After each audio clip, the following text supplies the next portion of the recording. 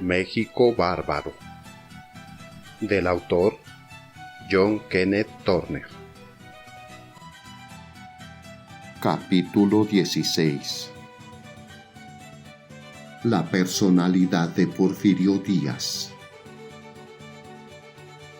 Pero el propio Díaz ¿no es una muy buena persona?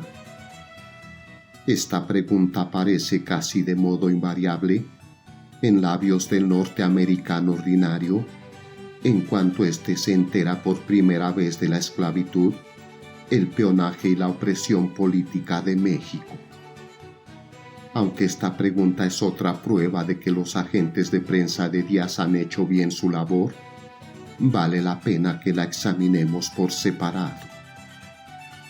La estimación común de los norteamericanos sobre la personalidad de Porfirio Díaz, por lo menos en los últimos 2 años en realidad, ha establecido que ese presidente es una muy buena persona. Después que James Krillman publicó en Pearson's Magazine su famoso artículo laudatorio, Theodore Roosevelt le declaró en una carta que entre los estadistas contemporáneos no había ninguno más grande que Porfirio Díaz. En el mismo año, durante un viaje a México, William Jennings Bryan habló en los términos más elogiosos de la gran obra de Díaz. David Starr Jordan de la Universidad de Stanford, en recientes discursos se ha hecho eco de la afirmación de Krillman de que Díaz es el hombre más grande del hemisferio occidental. Centenares de los más distinguidos ciudadanos norteamericanos se han expresado en términos similares. En cuanto a los norteamericanos prominentes que viajan por México, se ha hecho costumbre, especie de protocolo de viaje, un banquete en el castillo de Chapultepec, los de menor categoría en el café de Chapultepec, y levantar la voz de sobremesa para expresar los más extravagantes elogios de Porfirio Díaz y atribuirle las virtudes de un superhombre y aún de semidios. Si los hechos no fueran abrumadoramente contrarios, si los actos fácilmente comprobables de Porfirio Díaz no fueran una historia diferente, yo no me atrevería a discutir las apreciaciones de esas personas, sobre todo cuando esas opiniones coinciden y se aceptan en general como exactas. Pero los hechos hablan por sí mismos, sin que importe cuán oscuro sea el hombre que los saca a la luz. Tampoco importa cuán distinguidos sean los hombres que desprecian tales hechos, pues estos son más grandes que los hombres. Curren Literature, al llamar la atención sobre el nuevo concepto de Porfirio Díaz, que últimamente ha ido ganando terreno en Norteamérica, se refiere al presidente de México como un hombre misterioso. ¿Es un estadista sublime o un colosal criminal? Pregunta. A lo cual yo respondería que nosotros tenemos nuestro ideal del estadista y nuestros conceptos de la criminalidad. Todo lo que necesitamos para basar una estimación son los hechos del hombre de que se trate. Si tales hechos se conocen, el misterio se disipa por sí mismo. Al juzgar la vida de un hombre, en especial si es un hombre que ha decidido la suerte de millares, que ha salvado una nación o la ha deshecho, las pequeñas virtudes y los pequeños vicios cuentan poco. Los actos insignificantes para bien o para mal solo son importantes en conjunto. Un hombre puede haber cometido graves crímenes, pero si ha otorgado al mundo más alegría que tristeza, se le debe juzgar con benevolencia. Por otra parte, pueden atribuírsele actos laudables. Pero si ha detenido las ruedas del progreso por algún tiempo para alimentar su propia ambición, la historia no lo absolverá de este delito. Lo que cuenta es el saldo. lo que decide es la balanza. Si se pesaran las buenas y las malas acciones de Porfirio Díaz, ¿acaso no aparecería muy menguado? Terriblemente menguado. Sus amigos pueden cantarle loas, pero cuando ellos, sus mejores amigos, empiezan a especificar, a puntualizar sus razones para colocarlo en un alto nicho del altar de la fama, ¿no se advierte que ellos mismos se transforman en sus acusadores en vez de abogados? ¿Acaso no resulta Díaz convicto por la boca de quienes dicen alabarlo? Según nuestro ideal de lo que es un estadista y nuestro concepto de la criminalidad, ¿no hemos de juzgarlo como estadista sino como criminal? Y puesto que no hay persona en el mundo que ejerza tanto poder sobre tantos seres humanos, ¿no lo juzgaremos como el criminal más colosal de nuestra época? Es curiosa la opinión, casi unánime en los Estados Unidos, de que Porfirio Díaz es muy buena persona. Pero es explicable. En cierto aspecto, las personas que no han tenido la oportunidad de juzgar por sí mismas a algún hombre o una cosa, ya sean ellas directores de colegio o diputados, se inclinan a aceptar lo que dicen otros respecto a ese hombre o esa cosa. Porfirio Díaz, conocedor de esto y tasador de las buenas opiniones de quienes no están enterados, ha gastado millones para tinta de imprenta en los Estados Unidos. En otro aspecto, la mayoría de los hombres son vulnerables al halago y Porfirio Díaz sabe halagar. Del mismo modo que los católicos importantes que van a Roma procuran una audiencia con el Papa, así los norteamericanos que viajan por México buscan una audiencia con el general Díaz. Este casi siempre los recibe y los halaga. Todavía más, parafraseando un viejo proverbio, los hombres no solo no miran el colmillo del caballo regalado, sino tampoco miran el colmillo del caballerango. A pesar del viejo consejo, los hombres no suelen desconfiar de los griegos al recibir de ellos regalos, y Díaz es generoso en regalar a los hombres cuya buena opinión influye sobre otros. Por último, no hay nada que tenga tanto éxito como el éxito mismo. Díaz lo ha tenido. El poder deslumbra a los fuertes y a los débiles, y el poder de Díaz ha deslumbrado a los hombres y los ha cobardado hasta el punto de que no tienen valor para mirar con fijeza y tiempo suficiente lo que brilla para advertir los huesos y la carroña que hay detrás. No imagino ni por un instante que algún norteamericano decente apruebe los actos de Porfirio Díaz. Tan solo me supongo que ellos, los norteamericanos decentes, ignoran tales actos y se inclinan a alabar con largueza por haber aceptado lo dicho por otros y por el deslumbramiento del éxito.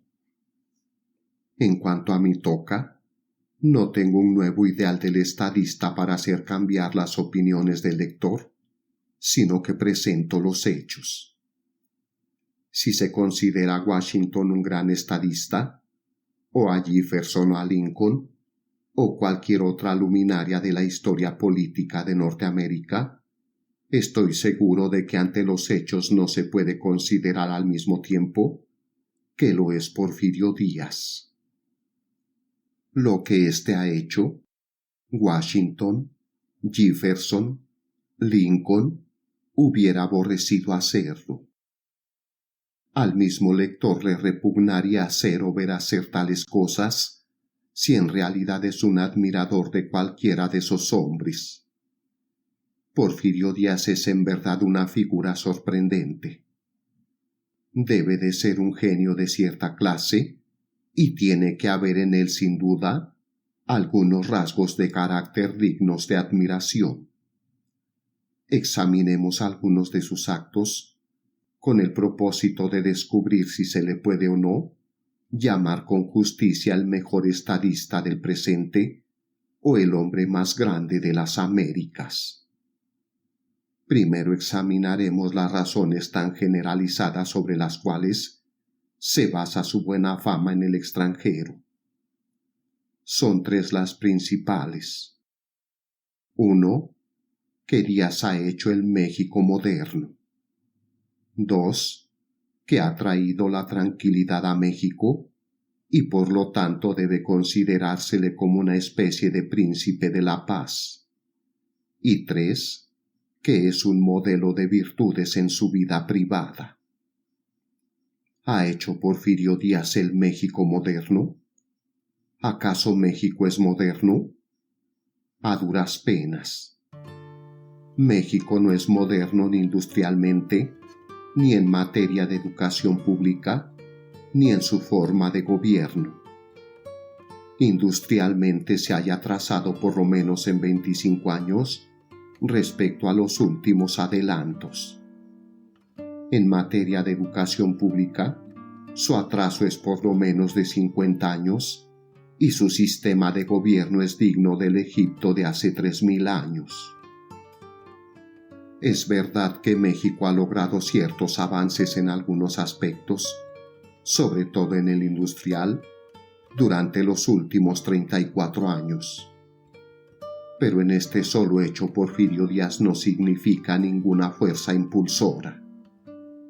Para demostrar lo contrario, no sería necesario probar que México ha avanzado más deprisa que otros países en ese periodo, y si llega a demostrarse que su progreso ha sido más lento que el de casi cualquier otra de las grandes naciones del mundo, en los últimos 34 años, ¿no sería lógico atribuir a Díaz por lo menos algo de esa fuerza retardataria? Considérese lo que eran los Estados Unidos hace 34 años y lo que son hoy, y hágase la misma consideración respecto a México.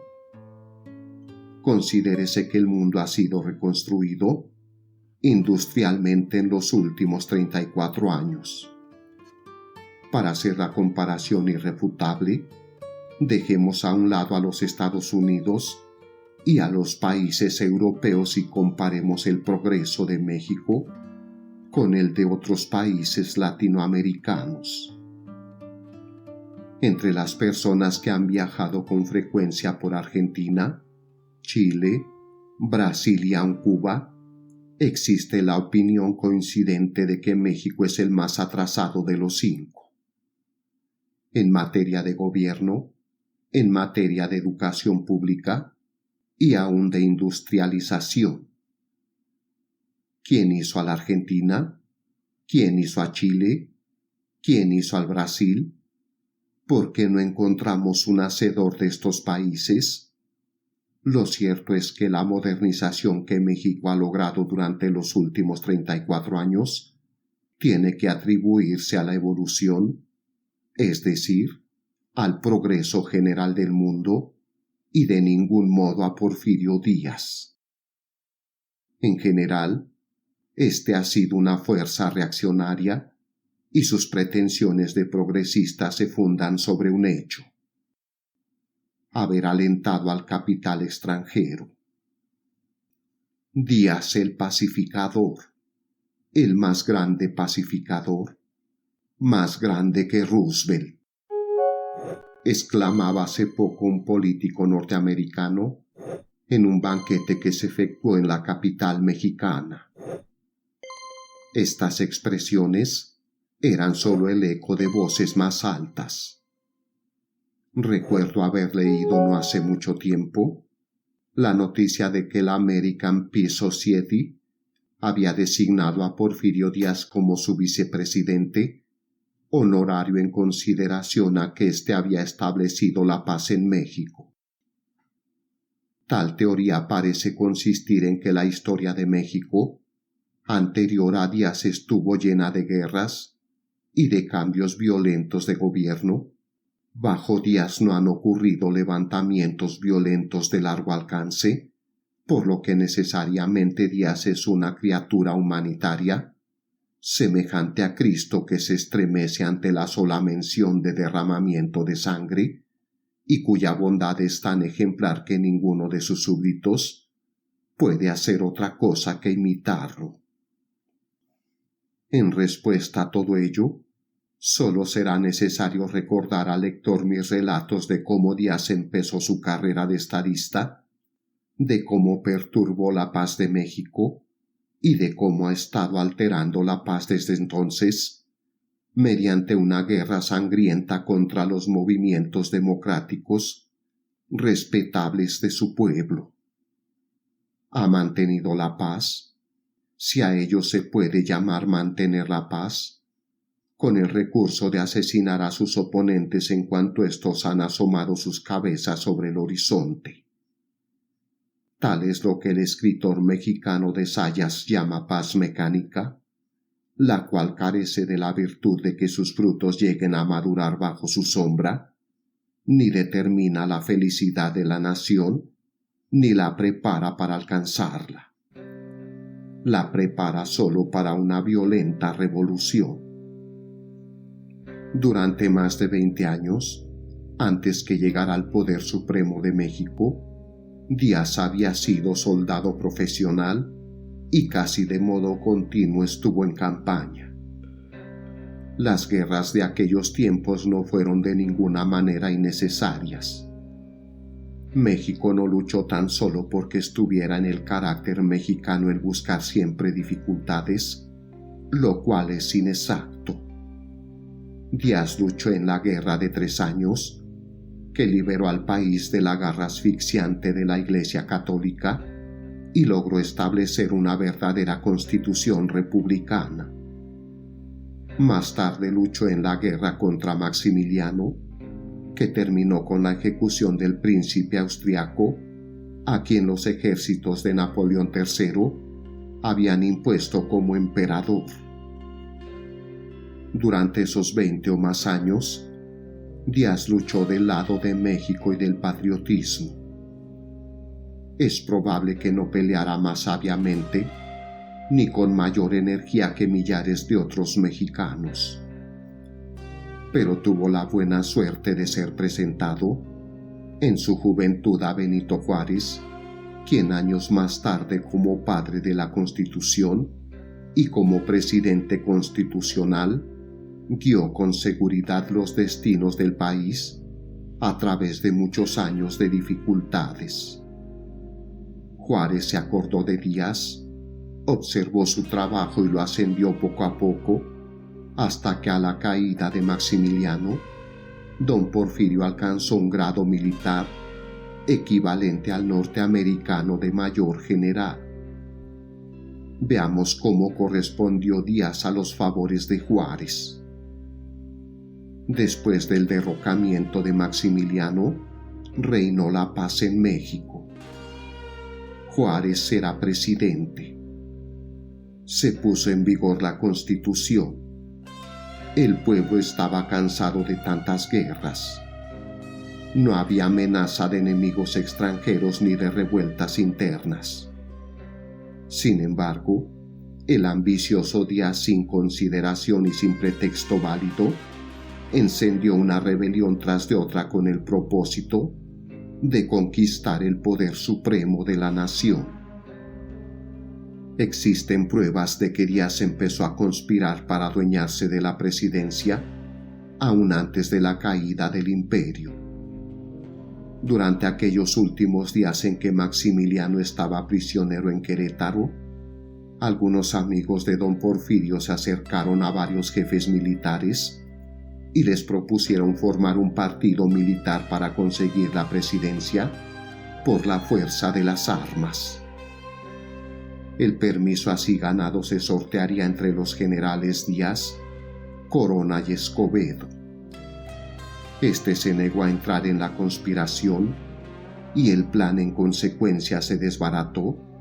Porfirio Díaz, que en ese tiempo sitiaba la Ciudad de México, estuvo en combinación secreta con la Iglesia para derrocar al gobierno liberal.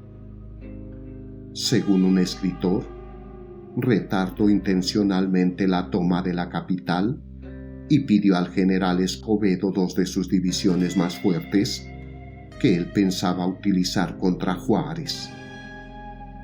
El presidente se enteró del complot y dio instrucciones al general Escobedo de que enviase 2 de sus divisiones más fuertes, bajo el mando del general Corona y del general Régules, con órdenes de destruir la traición de Díaz si ésta se producía.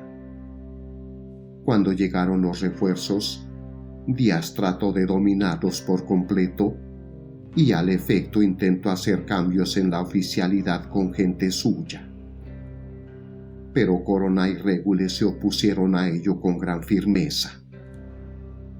Díaz se percató de que se le habían anticipado y abandonó sus planes. Una vez pacificado el país, Juárez nombró a Díaz comandante de la zona militar en Oaxaca.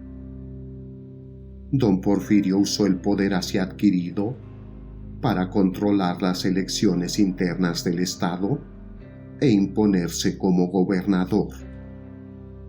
Después de su derrota en las elecciones presidenciales, inició una revolución conocida como de la Ciudadela, pero fue aplastada en un encuentro decisivo con las tropas del gobierno. Unas 6 semanas más tarde preparó una segunda revolución, llamando a sus amigos a las armas mediante un documento que se conoce como Plan de la Noria, una plataforma en realidad, cuya demanda principal era enmendar la Constitución para prohibir de modo absoluto la reelección del presidente y de los gobernadores. Esta rebelión también sufrió una ignominiosa derrota en el campo de batalla a manos de las fuerzas del gobierno. Cuando Juárez murió, en julio de 1872, Díaz era un fugitivo de la justicia. Se dice que durante una de estas pequeñas rebeliones del actual superhombre, Díaz fue capturado y Juárez lo hizo conducir a su presencia para decirle que merecía ser fusilado como rebelde, pero que el país tendría en consideración sus servicios prestados durante la guerra de intervención. Después de la muerte de Juárez, Porfirio Díaz logró llevar a término una revolución, pero solo después de 4 años más de conspiraciones y rebeliones. El pueblo mexicano estaba contra él en forma aplastante, pero encontró el modo de jugar una carta decisiva. Esta carta, de ningún modo pacífica y legítima, era el interés militar, el de los jefes del ejército y de quienes habían hecho del asesinato, y el saqueo un modo de vida. Tanto el gobierno de Juárez como el de Lerdo sostuvieron en La Paz una política completamente antimilitarista. Anunciaron su intención de reducir los efectivos del ejército y procedieron a hacerlo. En consecuencia, los jefes militares, al ver que la gloria se alejaba de ellos, se convirtieron en terreno fértil para las semillas de rebelión que Díaz sembraba por todas partes. Dio a entender a tales jefes que bajo su mando no se verían privados del esplendor militar, sino que por el contrario serían ascendidos a puestos de mayor poderío. Lerdo decretó la amnistía general y Díaz se encontró a salvo de persecuciones como rebelde.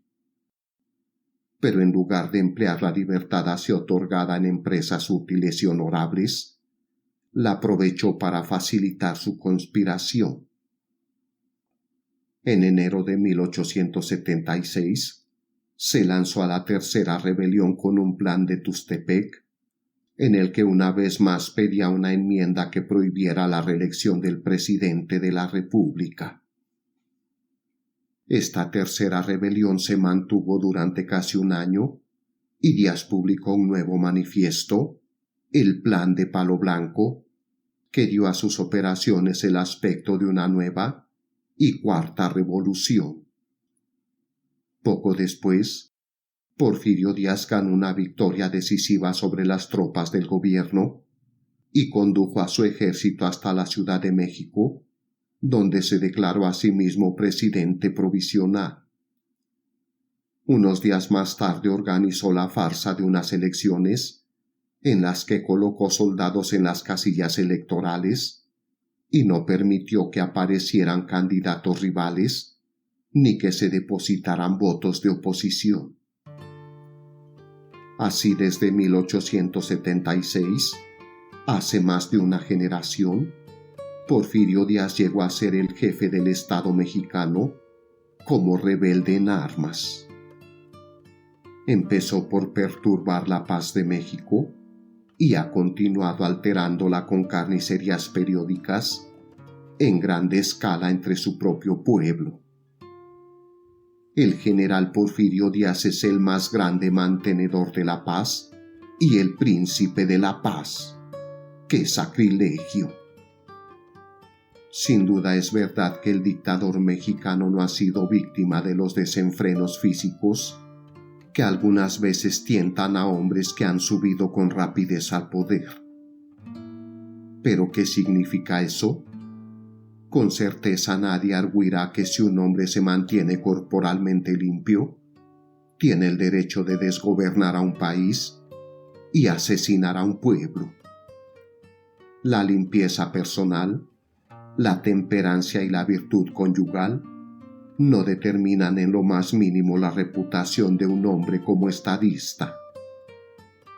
Así pues, los argumentos sobre los que se basa la buena fama del general Díaz no tienen fundamento en la realidad.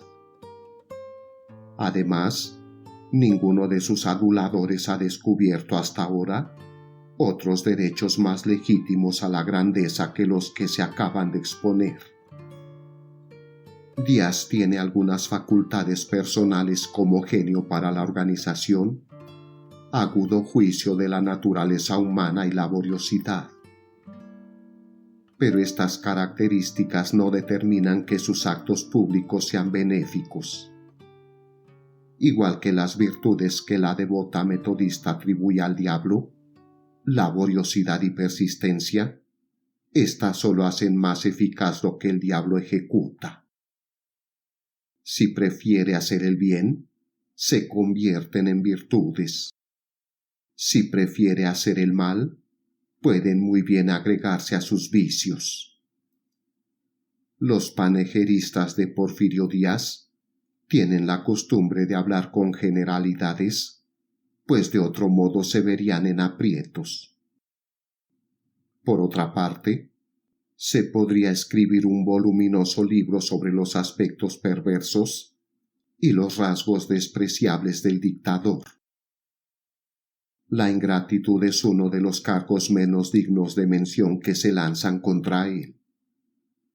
Benito Juárez hizo la carrera de Porfirio Díaz. Este recibió de sus manos todos los ascensos. No obstante, se rebeló contra su país y contra su amigo de revuelta en revuelta, e hizo que los últimos días del gran patriota fueran turbulentos e infelices.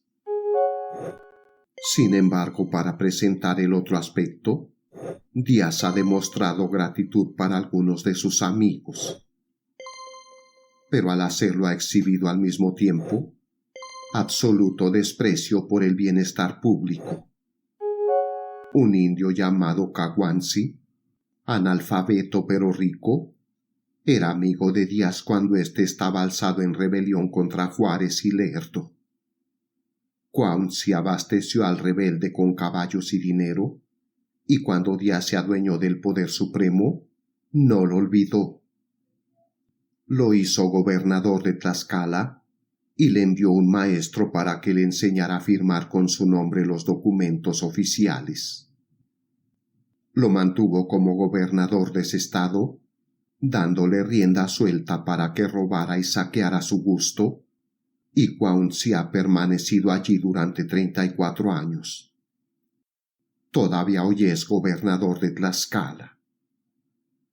Un caso similar fue el de Manuel González, un compadre de Díaz que lo ayudó en sus rebeliones y a quien éste colocó como su sucesor en la presidencia desde 1880 hasta 1884.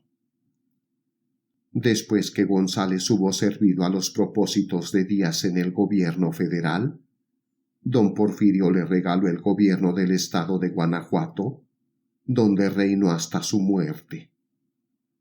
González gustaba de jactarse de que el gobierno había matado a todos los bandidos de Guanajuato menos a él, que era el único bandido tolerado en ese estado.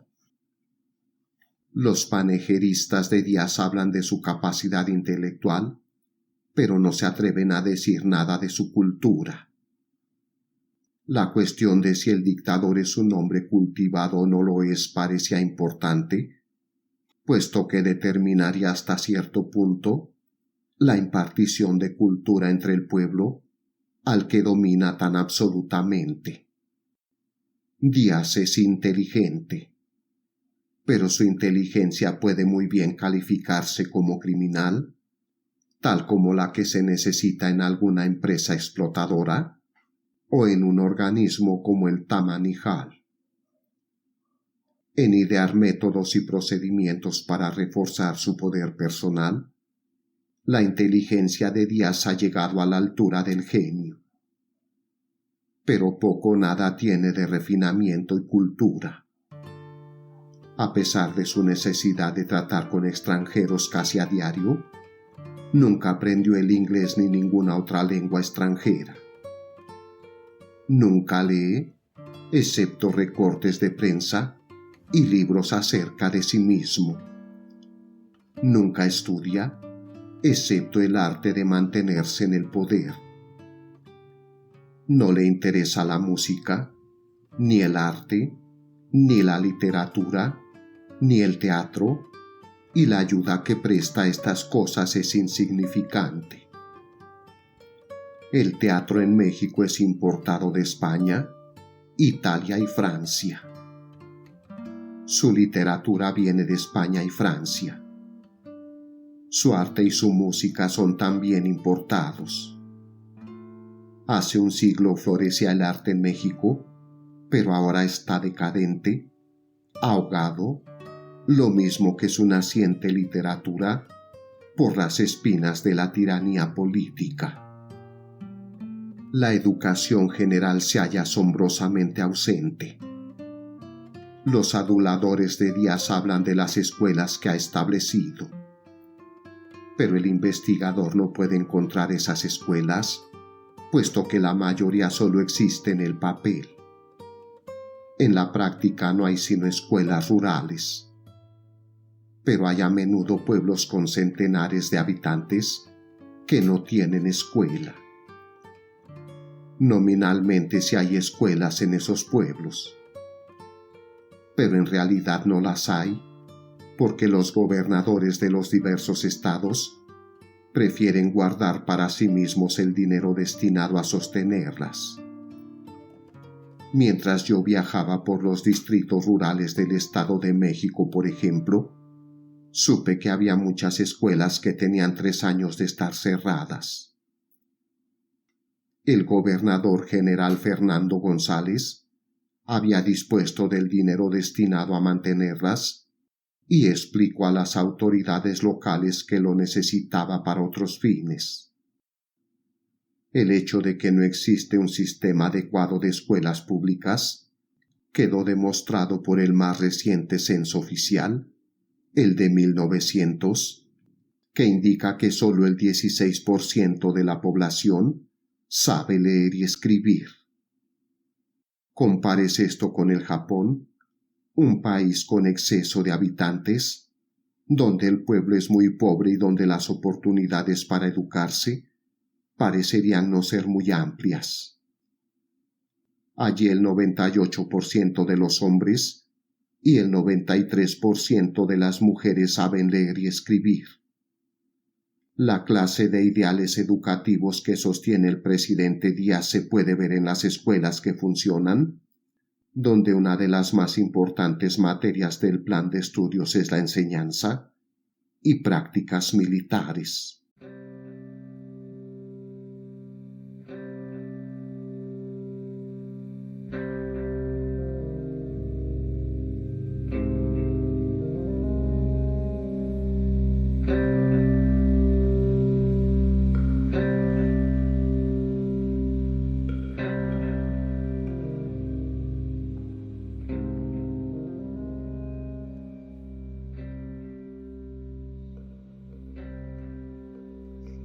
¿Es Díaz humanitario? Esta pregunta resulta casi superflua, puesto que pocos de sus admiradores le acreditan este rasgo. Admiten que ha sido severo y áspero, hasta brutal en el trato a sus enemigos, mientras que algunos de ellos relatan hechos de la más sanguinaria crueldad. Y los relatan con gusto sin condenarlos, sino atando esos incidentes como si fueran tan solo excusables, excentricidades del genio. Las muertes en gran escala que se han llevado a cabo por órdenes de Díaz. Las torturas a que se ha sometido a los prisioneros. La esclavitud de centenares de miles de personas del pueblo. La escalofriante pobreza que Díaz puede ver cada vez que sale de su palacio y que podría aliviar en mucho si quisiera, son por sí mismas pruebas suficientes de su inhumanidad. La crueldad constituye sin duda una parte de su herencia. Su padre, domador de caballos, era notable por ese rasgo. A los caballos que no se amansaban, Chepe Díaz los mataba y a otros los castigaba con un látigo en cuya punta había una estrella de puntas aceradas que golpeaba en la barriga, la parte más delicada de las pobres bestias. Por esta razón la gente de Oaxaca, estado natal de Díaz, no acudía mucho a casa del padre que era pobre. La herencia de ese rasgo apareció en Porfirio a edad muy temprana, pues cuando era un niño enojado con su hermano Félix, por algún hecho trivial le puso pólvora en la nariz mientras dormía y le prendió fuego. Desde entonces se le llamaba Félix el Chato Díaz. Para Porfirio Díaz, son palabras de Gutiérrez de Lara, el pueblo de México ha sido un caballo. Como jefe militar, el dictador fue notable por su crueldad con sus propios soldados y con los del enemigo que cayeron en sus manos. Varios escritores mexicanos mencionan sus actos de severidad injustificados y ejecuciones de subordinados ordenadas en el calor de la pasión. La venganza es hermana gemela de la crueldad. Díaz era vengativo. Terrible fue la venganza que ejerció cuando niño sobre su hermano dormido, y terrible fue la que hizo caer sobre la ciudad donde su hermano, muchos años más tarde, encontró una trágica muerte. Los relatos del suceso difieren, pero todos los informadores convienen en que la matanza de Juchitán, Oaxaca, se hizo a sangre fría sin distinciones y por venganza. Al llegar a la presidencia, Díaz instaló a su hermano el Chato Díaz como gobernador de Oaxaca. Sin embargo, como éste fuera borracho y libertino, lo mataron en una ocasión en que violaba las garantías y libertades personales de los habitantes de Juchitán. Muchas semanas después, bastante después de que los desórdenes de ese día habían pasado, el presidente Díaz envió tropas a Juchitán, las cuales, según un escritor, aparecieron súbitamente en la plaza pública, una tarde en que el pueblo se había reunido a oír la música que tocaba la banda, e hicieron una descarga tras otra sobre la multitud. Los disparos continuaron hasta que la gente quedó en el suelo de la plaza, muerta o agonizando. Estas matanzas han sido norma reconocida del régimen de Díaz. La matanza de Río Blanco, cuyos detalles ya se han expuesto, ocurrió después que la ciudad estaba en completa calma. Las ejecuciones de Cananea se efectuaron sin muchos distingos, una vez que los supuestos desórdenes de los huelguistas habían terminado. Las ejecuciones sumarias de Velardeña, en la primavera de 1909, se llevaron a efecto después que el tumulto había pasado. Se podrían citar otros ejemplos. Quizás se alegue que en algunos de estos casos no fue Díaz el responsable, sino alguna autoridad inferior. Pero es bien sabido que él solía dar las órdenes para que se repartiera la muerte sin discriminaciones. La mejor prueba de que era suya esa política como norma se evidenció en su notable brindis al general Bernardo Reyes después de la matanza de Monterrey de 1903. Señor general, esa es la forma de gobernar. Ya han sido expuestos en otro capítulo los métodos inhumanos puestos en práctica para exterminar a los indios yaquis. Sin embargo, una de sus famosas órdenes en contra de ellos que no he mencionado, no solo exhibe sus rudas e incultas ideas de justicia, sino que pinta su crueldad en extremo diabólica. Hace algunos años, varios patrones del estado de Sonora protestaron contra la deportación en masa de los yaquis, puesto que los necesitaban como trabajadores en las haciendas y en las minas. El general Díaz, para complacerlos, modificó su decreto de deportación dejándolo sustancialmente en esta forma: no se deportarán más yaquis, excepto en caso de que éstos cometan delitos. Por cada delito que en adelante cometa un yaqui, serán capturados y deportados a Yucatán 500 yaquis.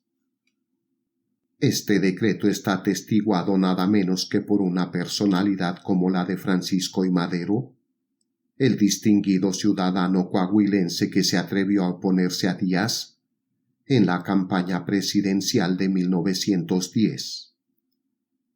El decreto se aplicó, o por lo menos la corriente de yaquis deportados continuó. El presidente mexicano es cruel y vengativo, y su nación ha sufrido amargamente por esa causa. ¿Es Díaz un valiente? En algunos grupos se ha aceptado como cierto que es un hombre valeroso, puesto que triunfó como soldado. Pero muchos mexicanos distinguidos, después de observar su carrera, afirman que no solo es un valiente, sino que es un cobarde pusilánime y ratero.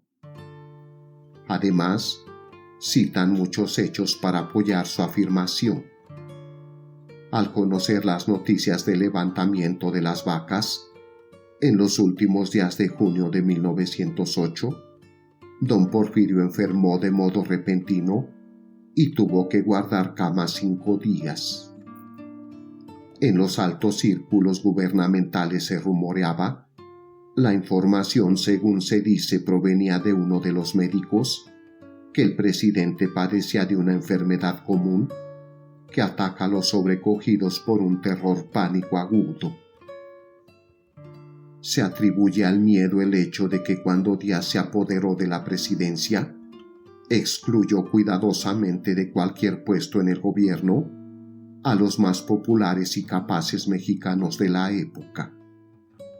El mantener un gran ejército, distribuido en todos los rumbos de la nación, y un enorme cuerpo de policía secreta, dotado de facultades extraordinarias para matar por simples sospechas. La forma terrible en que se deshace de sus enemigos. Sus matanzas sangrientas, y aun su mordaza en la prensa, todo ello se atribuye a pura cobardía. En su libro Díaz, zar de México, Carlo de Fornaro expone su creencia en la cobardía de Díaz y razona de modo convincente. Dice: como toda la gente que se enoja con rapidez, Díaz no carece en realidad de temor, pues como dice la canción de la selva, el enojo es el huevo del miedo. Temeroso y por eso siempre vigilante, se salvó de la destrucción por estar siempre alerta, como la liebre que por sus largas orejas se libra de que la capturen. Consideró equivocadamente la crueldad como fuerza de carácter y, en consecuencia, siempre estaba dispuesto a aterrorizar por temor de que lo juzgaran débil. Como resultado de la ultrajante ley del níquel y el pago de la famosa deuda inglesa en el periodo de Manuel González, surgió un motín. «Acuchíllalos a todos», sugirió Porfirio Díaz a González, pero no tenía miedo. El año pasado, el 16 de septiembre, los estudiantes mexicanos proyectaron desfilar por las calles de la Ciudad de México y enviaron a su representante, un señor Olea, para solicitar el permiso del presidente. Porfirio Díaz respondió: sí, pero tengan cuidado, porque los mexicanos tienen tendencias revolucionarias en la sangre. Imaginen a un centenar de jóvenes desfilando desarmados, considerados como una matanza para la República, con 5,000 soldados rurales y policías en la capital. Solo si se admite la existencia de este vergonzoso y bien oculto estigma, tras de la aparente fachada de valor de este hombre, podemos explicar lógicamente actos tan despreciables e infames como las matanzas de Veracruz y de Orizaba. Fue entonces presa del pánico, como un hombre extraviado que dispara sobre errabundos fantasmas nocturnos. Estaba tan aterrorizado que la única manera de librarse del miedo era aterrorizar a su vez. Mano a mano con la crueldad y la cobardía, viaja con frecuencia la hipocresía. De las tres, no es esta de la que Díaz se haya peor dotado. De modo constante engaña al público con nuevos fingimientos, farsas y decepciones. Ya se han mencionado las farsas electorales, su periódica promesa de retirarse de la presidencia, seguida de la concesión como a desgana, de permanecer en ella un periodo más, rendido ante la petición general de su pueblo. El régimen de Díaz empezó con hipocresía. Ocupó su puesto mediante una plataforma política que no tenía intención de cumplir. Fingió que consideraba la doctrina de la no reelección del presidente y de los gobernadores como de tal importancia que por ella valía la pena trastornar al país con una revolución. Pero tan pronto se atrincheró en el poder, procedió a reelegirse así como a sus gobernadores hasta el día del juicio. Eliú Root se trasladó a México para entrevistar al presidente y arreglar algunos asuntos concernientes a la Bahía Magdalena. Díaz tuvo deseos de demostrar a Root que el pueblo mexicano no estaba tan reducido a la pobreza como lo habían pintado. En consecuencia, el día anterior a la llegada de Root, y por medio de la Secretaría de Gobernación, mandó distribuir 5,000 pantalones nuevos entre los trabajadores que se veían con más frecuencia en las calles de la Ciudad de México. Pero a pesar de las órdenes de que los pantalones se usaran, la mayoría de ellos fueron cambiados rápidamente por alimentos. De este modo, quizá el señor Root no resultó completamente engañado. Este incidente tan solo muestra hasta qué extremos llega la mezquina hipocresía del actual gobernante mexicano. Díaz es el jefe de los masones en México. Sin embargo, designa a los obispos y arzobispos del país. Los matrimonios eclesiásticos no son reconocidos por la ley. Y sin embargo, Díaz ha favorecido a la Iglesia hasta el extremo de negarse a promulgar una ley de divorcio, de manera que en México no existe ni segundos casamientos durante la vida de ambos interesados. Constantemente trata de engañar al pueblo respecto a sus propios designios. Consolidó bajo el dominio nacional los dos principales sistemas de ferrocarriles, con el propósito declarado de colocar a estos en condiciones de ser utilizados por el gobierno el mejor modo posible, en tiempo de guerra. Pero en realidad, esa maniobra financiera sirvió para dar a sus amigos la oportunidad de hacer millones con la especulación de las acciones. Los engañados de esta clase podrían enumerarse hasta el infinito. Una de las más notables posturas hipócritas de Díaz es su pretendida participación en la abrumadora idolatría popular por el patriota Juárez. Se recordará que cuando éste murió, Porfirio Díaz dirigía una rebelión militar en contra del gobierno juarista. Por lo tanto, si se concede que Juárez fue un gran estadista, debe admitirse que Díaz se equivocó al rebelarse. Sin duda él mismo lo reconoce así, y se dice que hace unos 10 años ayudó secretamente a la publicación y circulación de un libro que intentaba, mediante nuevas e ingeniosas interpretaciones de los actos de Juárez, presentar al padre de la Constitución como un gran cometedor de errores y no como un gran estadista. Sin embargo, esto no consiguió desviar la corriente de admiración hacia Juárez, y Díaz la siguió hasta el extremo de que ahora, año tras año en ocasión del aniversario del natalicio de Juárez, se le ve pronunciar un elogioso discurso sobre la tumba del hombre contra quien se rebeló. Todavía más, en todos sus discursos Díaz derrama lágrimas, ríos de lágrimas, y suele referirse a Juárez como mi gran maestro. En efecto, los enemigos de Díaz afirman que es hábil para verter lágrimas con facilidad y a la más ligera provocación, y que esta habilidad es su mayor ventaja como estadista. Cuando algún visitante distinguido lo alaba en su persona o en su obra, Díaz llora, y el visitante se siente conmovido y conquistado. Cuando el círculo de amigos del general Díaz hace la visita formal para decir a su creador que el país pide una vez más su reelección, el presidente llora. Y la prensa extranjera comenta cómo ama ese hombre a su patria. Una vez al año, en el día de su cumpleaños, el presidente de México sale a la calle y estrecha las manos del pueblo.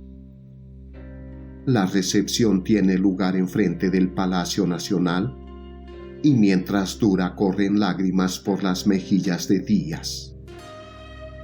Y el pueblo de buen corazón piensa: pobre viejo, ha tenido sus dificultades.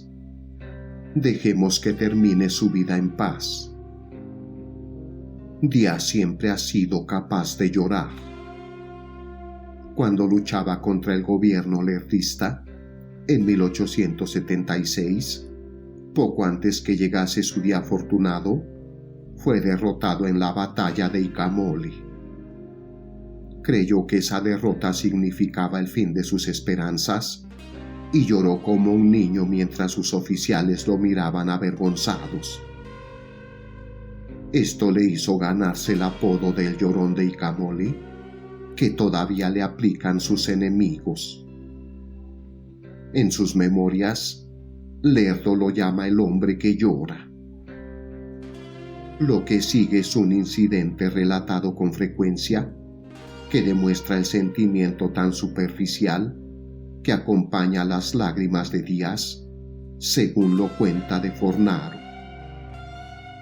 Cuando el tribunal militar sentenció al capitán Clodomiro Cota a ser fusilado, su padre buscó al presidente ya arrodillado y llorando le suplicó que perdonase a su hijo. Porfirio Díaz también lloraba, pero levantando al pobre hombre desesperado, pronunció esta ambigua frase: «Tenga valor y fe en la justicia». El padre se marchó consolado en la creencia de que su petición sería atendida. Pero al día siguiente, su hijo era fusilado. Las lágrimas de Porfirio Díaz son lágrimas de cocodrilo. Se dice que no es disipado. Por lo menos sí bebe mucho. Y se emborracha con el vino de la adulación. Tanto su vanidad como su falta de refinamiento y gusto se evidencian en la ordinariez y ridiculez de las alabanzas que premia y con las cuales se complace.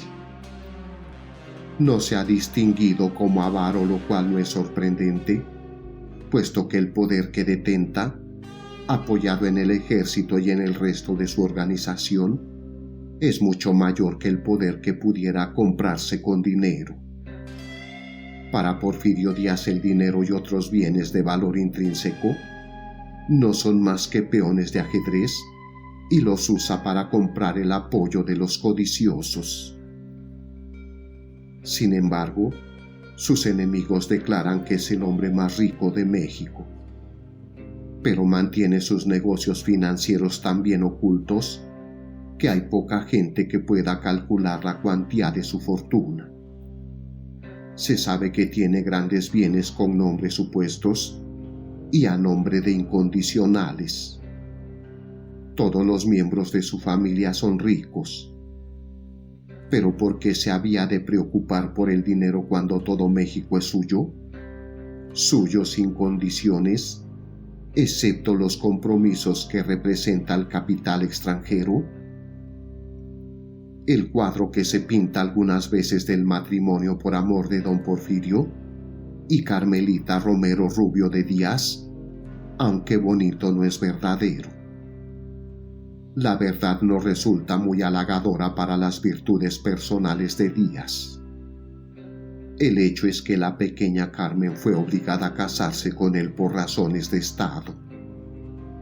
El padre de ella, Romero Rubio, había tenido una alta posición en el gobierno lerdista y contaba con un fuerte grupo de simpatizantes. El padrino de bautizo de Carmelita era el propio Lerdo de Tejada, mientras que tanto ella como los otros miembros femeninos de la familia era católica devota. Al casarse con Carmelita, Díaz mató 3 pájaros de un tiro. Ganó el apoyo de su suegro, atenuó la enemistad de los amigos de Lerdo y se aseguró el apoyo de la iglesia con más actividad que nunca. Él sabía que Carmen no solo no lo amaba, sino que quería casarse con otro. Sin embargo, fue factor del casamiento forzado. El matrimonio le atrajo un apoyo más activo de la iglesia y le ganó a Romero Rubio. Pero en cuanto a Lerdo, este fue más obstinado. En sus memorias, Lerdo reproduce algunas cartas de su infeliz ahijada Carmen para demostrar cómo la juventud e inocencia de ella fueron empleadas como mercancías en el sucio negocio para conseguir la seguridad política. Una de estas cartas, que pinta también un interesante aspecto de aquellos tiempos, es la siguiente. Ciudad de México, 14 de enero de 1885. Señor licenciado don Sebastián Lerdo de Tejada. Mi muy querido padrino, si continúas disgustado con papá, eso no es razón para que persistas en estarlo conmigo. Tú sabes mejor que nadie que mi matrimonio con el general Díaz fue obra exclusiva de mis padres, por quienes solo por complacerlos he sacrificado mi corazón, si puede llamarse sacrificio de haber dado mi mano a un hombre que me adora y a quien correspondo solo con afecto filial. Unirme a un enemigo tuyo no ha sido para ofenderte. Al contrario, he deseado ser la paloma que con la rama de olivo calme las tormentas políticas de mi país. No temo que Dios me castigue por haber dado este paso, pues el mayor castigo será tener hijos de un hombre a quien no amo. No obstante, lo respetaré y le seré fiel toda mi vida. No tienes nada, padrino, que reprocharme. Me he conducido con perfecta corrección dentro de las leyes sociales, morales y religiosas. ¿Puedes culpar a la archiduquesa María de Austria por haber unido a Napoleón? Desde mi matrimonio estoy constantemente rodeada de una multitud de aduladores, tanto más despreciables cuanto que no los aliento. Solo les falta caer de rodillas y besarme los pies, como les sucedía a las doradas princesas de Perrault. Desde la comisión de limosneros que me presentaron ayer, hasta el sacerdote que pedía una peseta para cenar ascendiendo o descendiendo la escalera, todos se mezclan y se atropellan implorando un saludo, una sonrisa, una mirada. Los mismos que en un tiempo no muy remoto se hubieran negado darme la mano si me vieran caer en la acera, ahora se arrastran como reptiles a mi paso y se considerarían muy felices si las ruedas de mi carruaje pasaran sobre sus sucios cuerpos. La otra noche, cuando tosía en el pasillo del teatro, un general que estaba a mi lado interpuso su pañuelo para que la saliva en preciosas perlas no cayera en el piso de mosaico.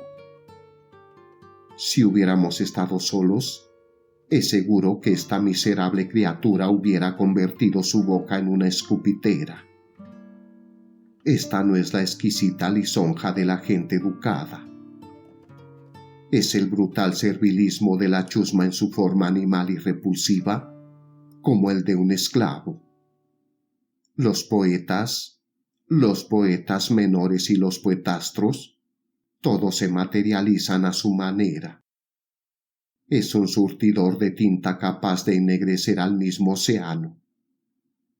Esta calamidad me irrita los nervios, hasta el punto de que a veces tengo ataques de histeria. Es horrible, ¿verdad, padrino? Y no te digo nada de los párrafos y artículos publicados por la prensa que papá ha alquilado. Los que no me llaman ángel dicen que soy un querubín. Otros me ponen a la altura de una diosa. Otros me ponen en la tierra como un lirio, una margarita o un jazmín. A veces yo misma no sé si soy un ángel, un querubín, una diosa, una estrella, un lirio, una margarita, un jazmín o una mujer. Dios, ¿quién soy yo para que me identifiquen y envuelvan en esta nube de fétido incienso? Ay, padrino, soy muy infortunada, y espero que no me negarás tu perdón y tu consejo. Carmen. ¿Es Díaz un patriota? ¿Desea de corazón el bienestar de México? Sus aduladores juran por su patriotismo, pero los hechos exigen una respuesta negativa. Ayudó a derrocar a un príncipe extranjero, pero enseguida alzó a la guerra a un país pacífico. ¿Acaso se diga que Díaz pensaba que él podía ordenar los destinos de México en beneficio del país mejor que cualquier otro. Sin duda, pero ¿por qué no ha procurado el progreso de su país? ¿Es posible que crea que la autocracia es mejor para el pueblo que la democracia? ¿Es posible que considere el analfabetismo como una condición para la mayor felicidad posible del pueblo? ¿Puede creer que el hambre crónica contribuye al bienestar de una nación? Díaz ya es un anciano de 80 años. ¿Por qué no toma alguna providencia contra el caos político después de su muerte? ¿Es posible que crea que lo mejor para su pueblo es nunca intentar gobernarse a sí mismo, y por esto destruye a su país, preparándolo para que sea fácil presa del extranjero? Es imposible creer estas cosas de Díaz. Es mucho más razonable pensar que cualquier deseo que abrigue para el bienestar de su país es oscurecido y borrado por la ambición personal de mantenerse en el poder toda la vida. A mi juicio, esta es la clave del carácter y de los actos públicos de Porfirio Díaz. Mantenerse en el poder. Permanecer en el poder. ¿Cómo afectará esta acción la seguridad de mi posición? Siempre se pregunta Díaz. Creo que esta pregunta ha sido la única piedra que toque en la conducta de Porfirio Díaz durante los últimos 34 años. Siempre la ha tenido presente. Con ella ha comido, bebido y dormido. Teniéndola enfrente, se ha casado. Así ha construido toda su maquinaria, enriqueciendo a sus amigos y dispuesto de sus enemigos. Ha comprado a unos y matado a otros. Con ella ha halagado y obsequiado al extranjero, favorecido a la Iglesia, mantenido su temperancia física y aprendido un porte marcial. Con ella ha enfrentado a un amigo contra otro, ha alimentado los prejuicios de su pueblo contra otros pueblos, ha pagado al impresor, ha llorado en presencia de la multitud cuando no había tristeza en su alma, y ha destruido a su país. ¿De qué hilo cuelga la buena fama de Porfirio Díaz entre los norteamericanos? Del único hecho de que ha destruido a su país y lo ha preparado para que caiga fácilmente en poder del extranjero. Porfirio Díaz cede a los norteamericanos las tierras de México y les permite que esclavicen a su pueblo. Por esto es para aquellos el más grande estadista de la época, héroe de las Américas y constructor de México. Un hombre maravilloso, que es bastante inteligente y previsor para apreciar el hecho de que de todas las naciones, la norteamericana es la única con virtud y capacidad suficiente para sacar a México de la ciénaga de desaliento en que se halla. En lo que toca al mexicano, déjenlo morir. Después de todo, solo sirve para alimentar el molino del capital norteamericano.